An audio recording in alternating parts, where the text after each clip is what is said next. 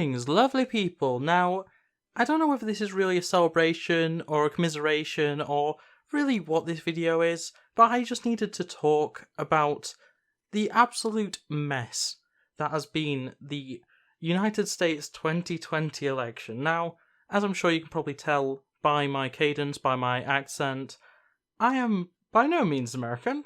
I don't even live in America. I would never want to, quite honestly.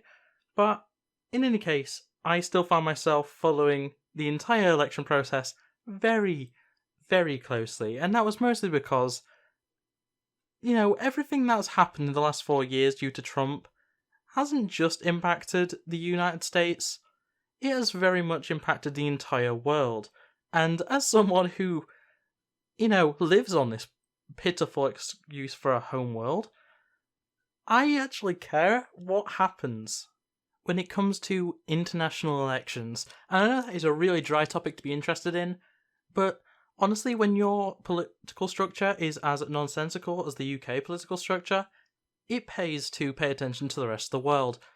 See, I'm by no means someone who was completely against the right. And let me get this straight, I am a socialist, I am very far left, I am almost an extremist in that regard. Not in terms of my actions, but in terms of my beliefs. Now, I know that will have turned a lot of people away on this subject, but I still do look at some aspects of the right, some aspects of Republican doctorate, and go, it makes sense. I don't necessarily agree with it, but I can understand where it's coming from. Something that has really piqued my interest in politics has actually been the fact that we had such a insane just political race in 2016, and the entirety of Trump's tenure has been ridiculous. And then on top of that, UK politics, we've had Brexit, we've had 3 prime ministers in the time of 1, which has been insanity. And yeah, it's an interesting case. But anyway, enough preamble, enough of the nonsense that I like to spew at the start of my videos. Let's talk about the fact that Biden actually won. Now, I didn't expect this. I honestly didn't. I thought Trump had won, from very early on, despite the fact that it immediately from the start looked like he had a bad chance. I did not trust anything. I was so sure that Biden wasn't the candidate to win. And it says a lot, because everyone that I follow was agreeing with me. Everyone was saying, yeah, Biden, he's going to give Trump a good run for his money, but he's not going to win.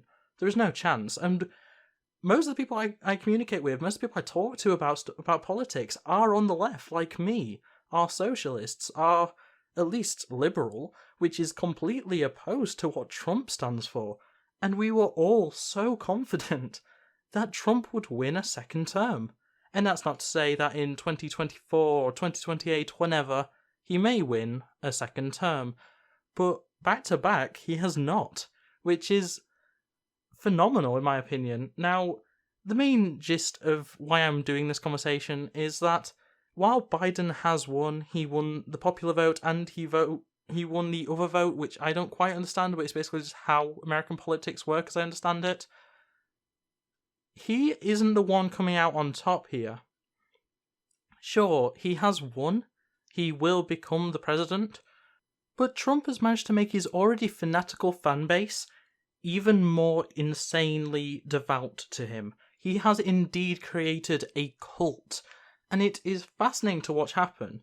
Now, this has basically stemmed, my at least understanding of it, has basically stemmed from how Trump has yet to actually accept that he has lost. He is repeatedly tweeting about how there's been fraud, voter fraud, ballot counting abuse, and it's insanity. And people are believing it. The 48% or whatever of people that actually voted for him are eating this stuff up. And it's remarkable to me because it is so inaccurate that even Twitter, who barely touches anything anymore, is going out of their way to make custom notifications and alerts based on his tweets. And I just can't believe that is a situation that we are in right now. It's really an insanity play, and I don't get it in the slightest. So, essentially, I mean, even 8 hours from now, which I am recording this on the 10th of November at 10 o'clock my time, which is British time, British GMT, actually, no Greenwich Mean Time. But 8 hours ago, he literally tweeted, "We will win. The votes have been counted. It is over. He has lost." And he is so sure that his essential suits of the government, of the balloting places, that he's already accepting a win regardless.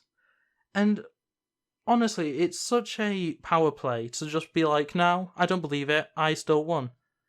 And that's the scary thing, it's a power play, and people will believe him continuously.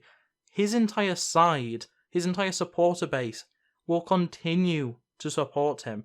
And I believe it was either Elliot or Ricky from Internet Today that said something to the effect of, he will most likely set up camp somewhere in Florida and become like a de facto president.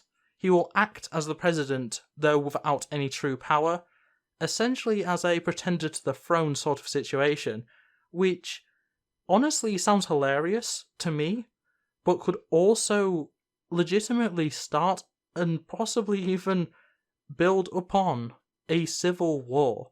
And that may sound ridiculous in the year 2020, but I mean, it's the year 2020. There's plenty of ridiculous things. Biden won. And if that's not ridiculous, I do not know what is. But the general point that I'm trying to make is that just because Biden has won does not mean this is over. I tweeted about it myself at the time when he finally actually won. There's so much upheaval in the world right now, whether that be the continued fight against the coronavirus disease, whether that be dumb things like Brexit still technically not being over, things like police brutality, like the dismantling of systematic racism. There's so much wrong with the world right now, never mind the US. So being like, oh, I suppose it must be good now because Biden is in charge, because someone who is by no means a left-leaning person, he's very much a centrist. There's no chance that just him being in office now is going to really change anything. Though, on the bright side, it does mean we don't have someone with the childish mindset of Trump. Instead, we have someone with dementia, but we can deal with that, and at the end of the day, I do have hope with Harris, despite the fact she is very, very involved in police work, and I don't like that about her, but at the end of the day, she's young, she has ideas that could actually support the future.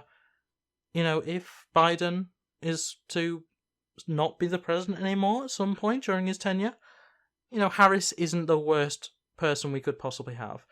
I would have preferred Bernie or Warren, but at the end of the day, we could have had worse. And I think that has to be the main takeaway. We are in a bad situation, but it could be worse. So, for now, I'm going to leave it there. Please tell me what you think of the whole situation. Feel free to check out my previous video, which was a bit of a shitpost, I will be completely honest with that. But it was about the election, so otherwise, I'm going to say that's it for this video. So, thanks for watching guys, like, subscribe, all that jazz, and yeah. Bye!